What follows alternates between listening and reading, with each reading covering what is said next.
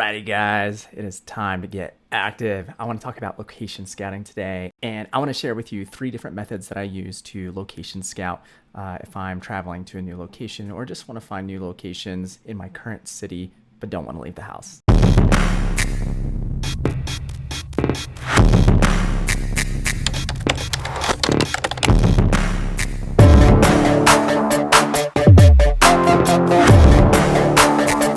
The first method that I want to mention is using Apple Maps. Now you can use it on your phone, iPad, computer, whichever is easiest for you. I want to show you how I use Apple Maps to find mostly my nature locations. So not so much city or streets or anything like that. And so it's really good to find national parks and more nature-based shoots rather than like a city or a neighborhood look. So if we jump on the computer here, you can see I have shot at this particular location several times now, and this is Point Dume, which is just outside of Malibu and close to LA. So this location, as you can see as we rotate around, first of all, you can notice our compass here, which is super helpful. So we get an idea that if I want to shoot right around here during sunset, the sun's going to be coming from over here.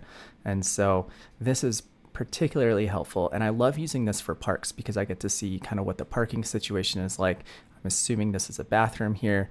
And so I can start to identify a couple of things that are going to be really helpful for a photo shoot itself. But what I love about being able to use Apple Maps is finding little nooks and crannies like this. So there's this really cool kind of rock formation here.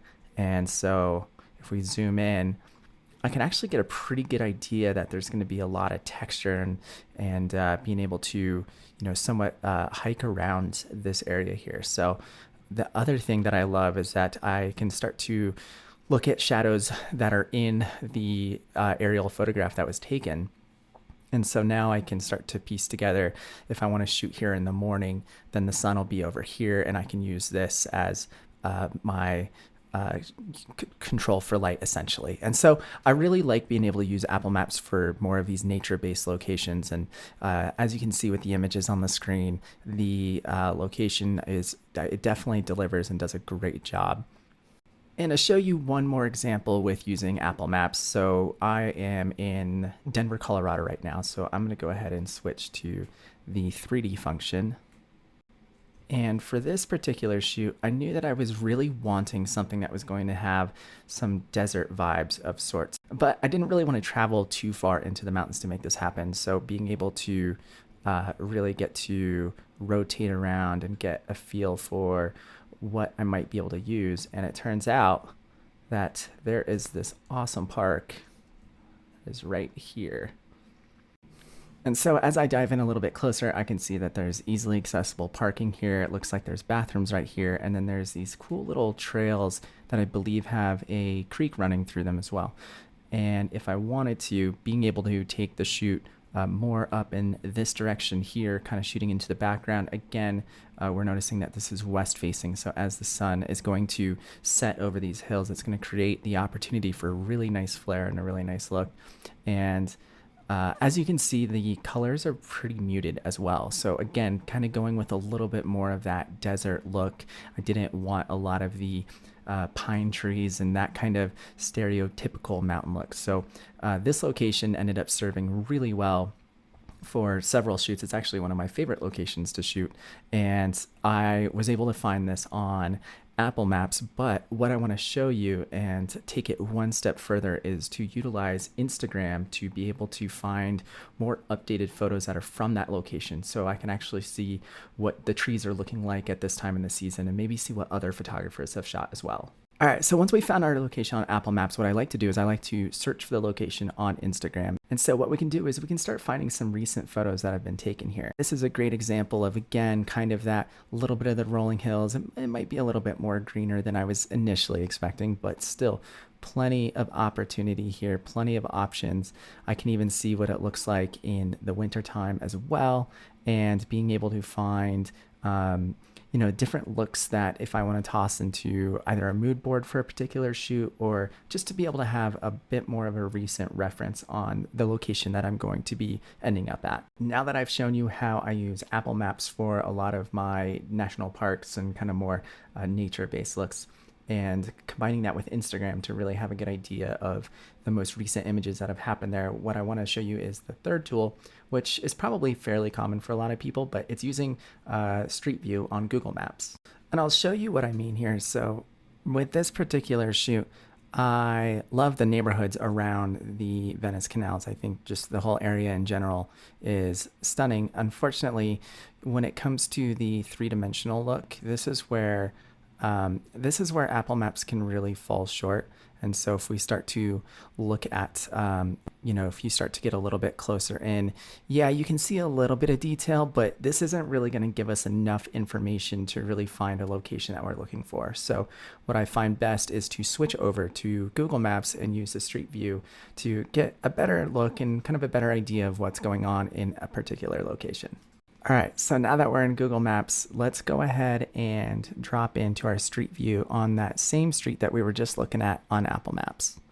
And so now I can start building some ideas as far as recognizing if I want to shoot along the street here. There's these trees here. There's this really pretty white wall/fence with the house. And again, with the texture on this particular fence, there's a lot of options. There's this really cool house that would serve great for like a darker background. So overall, I'm getting a much better sense of what this location would be like.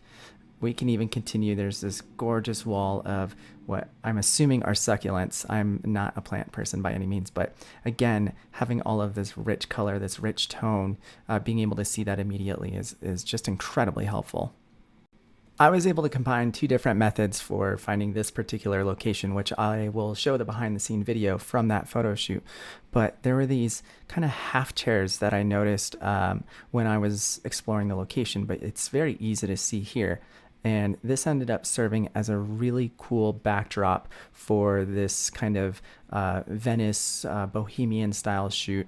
And I love that I was able to find this both in person, but also very easy to find it on Google Maps as well. So being able to combine these multiple methods of location scouting, if I'm planning a shoot and I'm not able to be in that city, I can go ahead and I can snapshot this and add this to a mood board and then start combining outfits and wardrobe pieces and really get a sense of what time of the day I need to shoot, and really have just a much better grasp on what I'm going to be showing up and working with. Also, one thing that I want to point out, if you're going to be location scouting in a city or a suburb, I really find that not driving a car and taking either a scooter or an e-bike is best. It's a lot easier. First of all, you're not trying to pay as much attention to traffic, and it's a lot easier to stop if you need to pause and take a quick behind the scenes shot or just get to experience the location. It's much easier to hop on and off a bike. And it's one of those things where it's a great way to just spend an hour or two. It's 10 or 15 bucks. And I think it's a much safer way to be able to